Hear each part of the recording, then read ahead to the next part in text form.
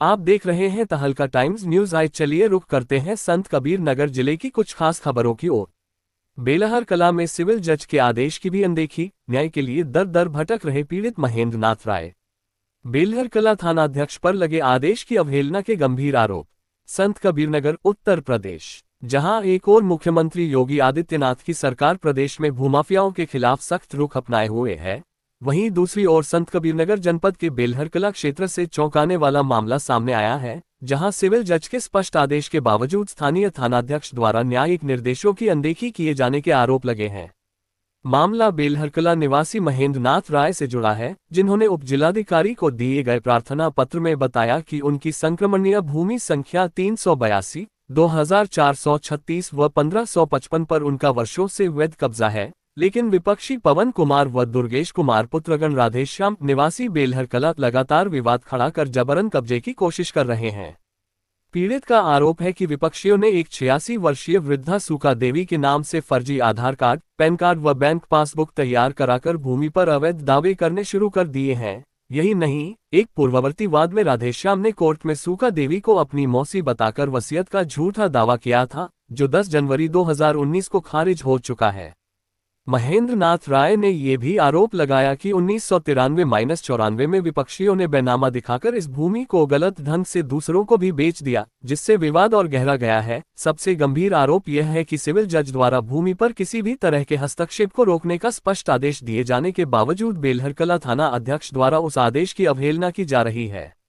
पीड़ित का कहना है कि कई बार शिकायत करने के बावजूद कोई ठोस कार्रवाई नहीं हो रही है। महेंद्र नाथ राय ने चेतावनी देते हुए कहा है कि यदि भूमि पर बार बार इस तरह का हस्तक्षेप होता रहा तो भविष्य में कोई अप्रिय घटना हो सकती है, जिसकी पूरी जिम्मेदारी बेलहर थाना प्रशासन की होगी।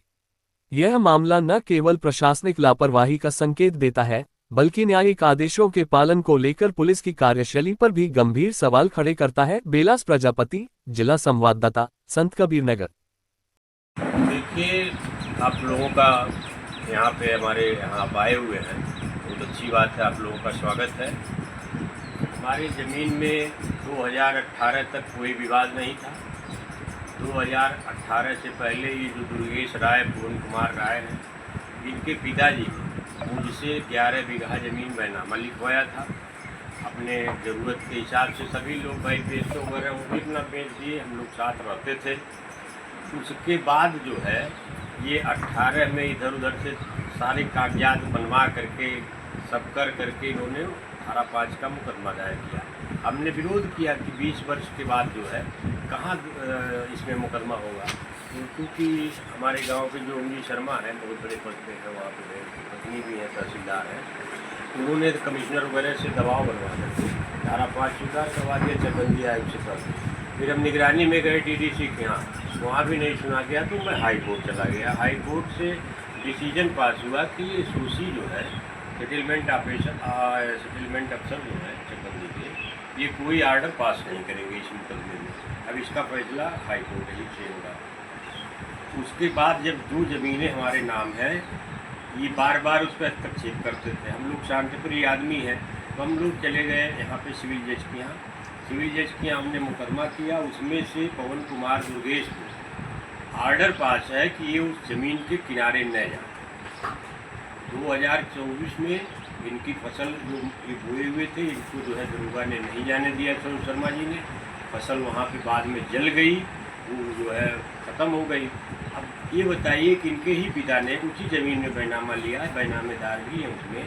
उनसे आप पता कर लीजिए कि हमने ज़मीन इनके पिता को लिखा या नहीं लिखा, या इनके पिता ने 2005 में खुद SDM कोर्ट में यह लिख करके नहीं दिया है कि सूखा देवी मेरी मौसी थी और वो जो है मर गई हैं, उनका हमने दाह संस्कार किया हुआ है।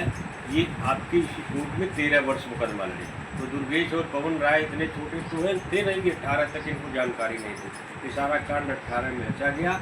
हमारी मांग है आप लोगों से, प्रशासन से, माननीय मुख्यमंत्री जी से, सबसे, कि हमारी ज़मीन जो कोर्ट द्वारा भी स्टे है और मेरे नाम से है, वैसे भी कोर्ट से स्टे हो या न हो मेरे नाम से है, उसको इस विपक्षियों को जोतने का कोई अधिकार नहीं है।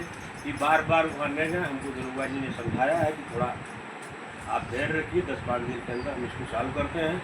हमारी आप लोगों से भी सबसे मांग है कि जो है ये इनको भी रोका जाए, क्योंकि हम तो नहीं जाएंगे दरोगा की बात मान के भी। अगर ये कहीं चले गए तो वहाँ पे शांति भंग हो सकती है। रह गई बात, ये कहते हैं कि इनके पास 4 रिवाल्वर पिस्टल है, तो आप गांव भर में पूरा पता कर लीजिए, हमें रात में रिवाल्वर पिस्टल कि कोई यार लोग कहेंगे कि बड़े सीधे लोग उनके पास भले हथियार है, कभी किसी से कुछ झगड़ा नहीं, किसी बुरे नहीं कहते हैं, ये आप पूरे गांव में पता कर लीजिए। अब अपनी आत्मरक्षा के लिए हैं, इतने बड़े बड़े लोगों से मैं मुकदमा लड़ रहा हूँ, समीक्षा अधिकारी और उनसे। हमारे हथियार जो है कोई आदमी इधर उधर करेगा, मेरी हत्या हो जाएगी तो कौन जिम्मेदार होगा? मैं अकेले ब्लॉक पे आता जाता हूँ, तमाम जो है डर रहता है। तो इसलिए मेरी मांग है कि उस ज़मीन को इनको भी रोक दिया जाए। अगर ये 22 दिवे चले जाएंगे पुणे को तो बवाल हो सकता है। मैं प्रशासन से ही मांगता हूँ।